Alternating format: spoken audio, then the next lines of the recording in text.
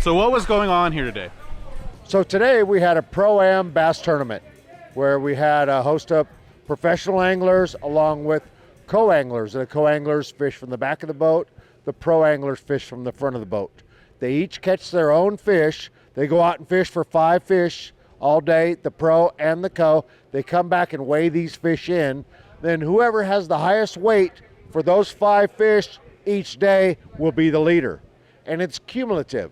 So you get a pro will catch 5 fish on day 1, 5 fish on day 2, and then if they make the top 10 on day 2, they fish day 3, which was today, the championship Sunday. What are some of the challenges of bass fishing? You know what? My wife and I were pretty successful business people.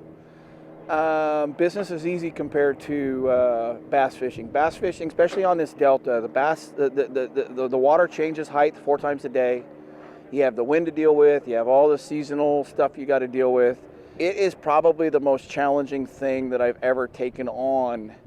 But just like everybody says that if it was easy, everybody would do it, and competitive people probably wouldn't do it for very long. Being that it is as difficult as it is one of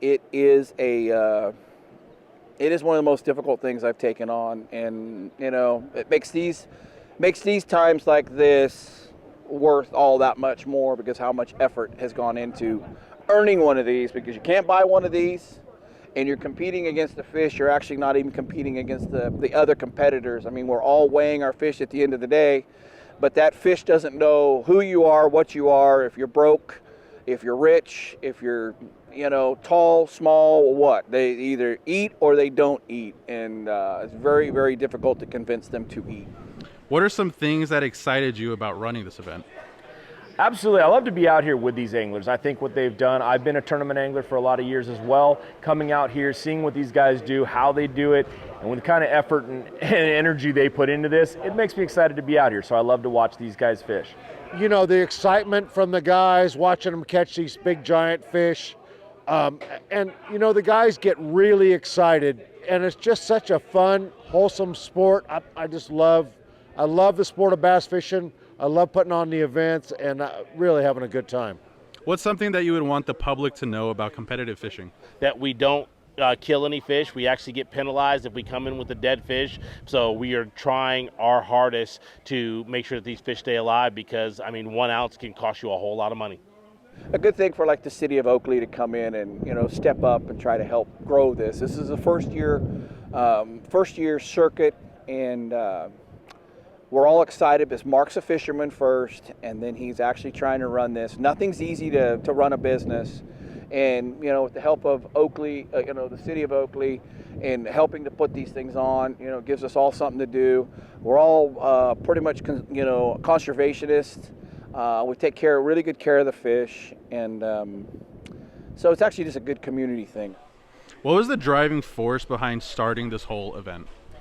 Honestly, it was to give the West Coast the exposure they need so that we can have events like this out here more often. We need support from the community. We need support from the major businesses in the area. This is a sport that is so pure and so clean, and you can come out here on the water and do this at any level, find a great place to go fishing, and you can come out here. So that was our driving force, was to really expose the West and give everybody out here, California and all the surrounding 11 states, you know, that, hey, the West Coast deserves what we have. We have some great fisheries, and that's why we're here.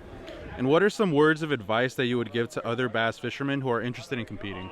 Well, come out, definitely fish the BAM tour, but I always tell people, crawl before you walk and walk before you run. Start out with a local bass club and work your way up, regional to nationals, just like I did.